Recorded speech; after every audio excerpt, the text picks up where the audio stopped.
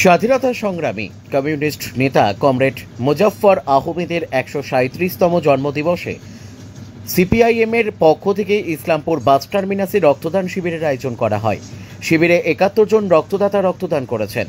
Islampur area কমিটির সম্পাদক আব্দুল করিম বলেন, ইসলামপুর মহকুমা হাসপাতালে রক্ত সংকট কাটাতে আমরা এই দিনটিকেই বেছে নিয়েছি। এই দিন রক্তদান শিবিরে নতুন প্রজন্ম থেকে শুরু করে অনেক প্রবীণ রক্তদাতা ও রক্তদান করেন। Bureau report, news today India.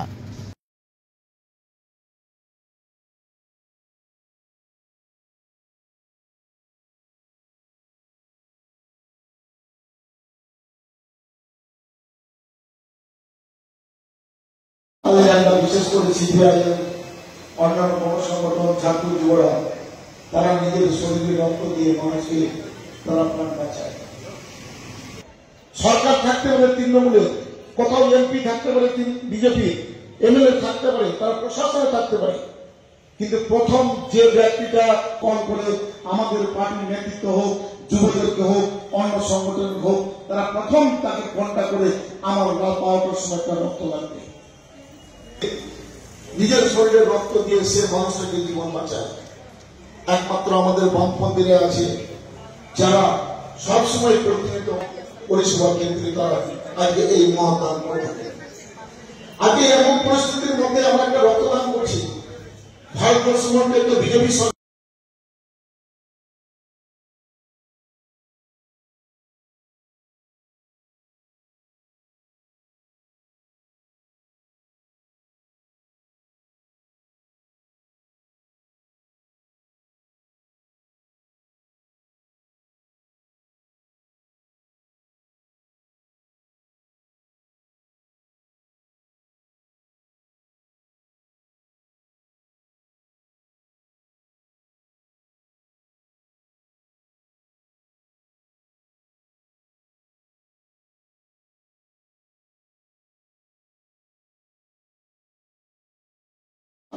বিশেষ করে সিপিআইএম, অন্যান্য কোনো সংগঠন, ছাত্র যুবরা তারা নিজের শরীরে রক্ত দিয়ে মানুষকে তারা প্রাণ বাঁচায়।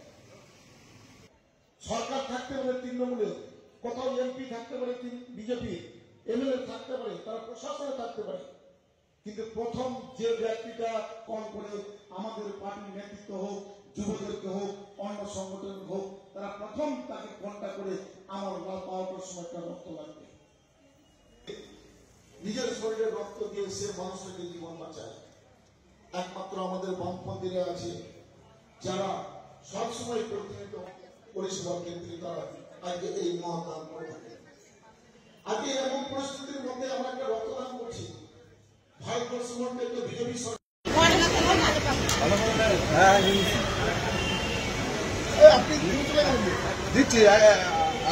আজকে রক্তদান শিবিরের আয়োজন করেছেন, কি বলবেন? আমাদের পার্টির অন্যতম প্রতিষ্ঠাতা এবং স্বাধীনতা সংগ্রামী কমরেড মুজফ্ফর আহমেদ, যিনি কাকাবাবু নামে পরিচিত, তার ১৩৭তম জন্মদিবসে আমরা সিপিআইএম পার্টির পক্ষ থেকে আজকে এই রক্তদান শিবির করছি।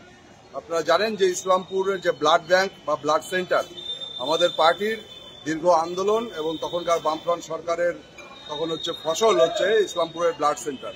কিন্তু আমরা লক্ষ্য করছি এই ব্লাড সেন্টারকে কেন্দ্র করে যারা বর্তমানের যারা সরকারি বিভিন্ন দায় দায়িত্বে আছেন তারা কিন্তু মুমূর্ষু রোগীদের বাঁচানোর ক্ষেত্রে এই ব্লাড ব্যাংককে সচল রাখবার ক্ষেত্রে কিন্তু কোনো সদর্থক ভূমিকা নেয় না। আমাদের বামপন্থী বিভিন্ন সংগঠন, ডিওয়াইএফআই, এসএফআই, মহিলা সমিতি এবং আমরা সিপিআইএম, আমরা কিন্তু আমাদের রাজনৈতিক যা দায় দায়িত্ব, আমাদের রাজনৈতিক কর্মসূচি, তার সাথে সাথে এই যে সামাজিক যে দায়িত্ব, এই সামাজিক দায়িত্ব থেকেও মুখ ফিরিয়ে রাখতে পারি না। তাই আমরা মনে করছি যে ইসলামপুরের যে মহকুমা হাসপাতাল, সেখানে যে মানুষের প্রতিদিন যে পরিমাণ রক্তের দরকার হয় তা কিন্তু তার জোটাতে রোগীর পরিবারের খুব সমস্যা হয়, ফোন করে এবং তার সুযোগ নিয়ে কালোবাজারি হয়, দালাল চক্র কাজ করে এবং ইদানিংকালে খুব ভয়ঙ্কর একটা প্রবণতা দেখা যাচ্ছে যে টাকার বিনিময়ে কিছু রক্তদাতা তারা রক্ত দিচ্ছে। এর ফলে কিন্তু সেই রোগীরও ক্ষতি হচ্ছে, যে রক্তটার গুণগত দিক থেকে হয়তো সেই রক্তটা খুব ভালো না, কিন্তু রেগুলার তারা ৫,০০০, ১০,০০০ টাকায় রক্ত বিক্রি করছে। এটা একটা ভয়ঙ্কর বেআইনি কাজ, এটা বন্ধ করা দরকার এবং এটা বন্ধ করতে গেলে আমার রাজনৈতিক দল সংগঠন তাদেরকে এগিয়ে আসতে হবে, এই ব্লাড ব্যাংককে সচল রাখতে হবে। সেই দায়িত্ব পালন করবার জন্যই আজকে আমরা এই রক্তদান শিবিরের আয়োজন করি। কারা কারা উপস্থিত ছিলেন আজকে? আজকে উপস্থিত আছেন আমাদের পার্টির রাজ্য কমিটির সদস্য কমরেড জামিল ফিরদোস, উপস্থিত আছেন আমাদের পার্টির জেলা সম্পাদক মন্ডলীর সদস্য কমরেড আব্দুল করিম, কমরেড তহিদুর রহমান, উপস্থিত আছেন comrade Swapan গৌনিয়োগী, comrade Bikash Das, comrade Mohammad Sami খান, ইসলামপুর 2 নম্বর এরিয়া কমিটির সম্পাদক উপস্থিত আছেন, এবং আরো আমাদের ইসলামপুর ব্লকের বিভিন্ন এলাকার কমরেডরা উপস্থিত আছেন। Stop scrolling. What if I told you rupees 50 lakhs could be yours from 199? Yes, it's real. The DTSC Doctors on Talent Search exam is back on 2nd of November 2025.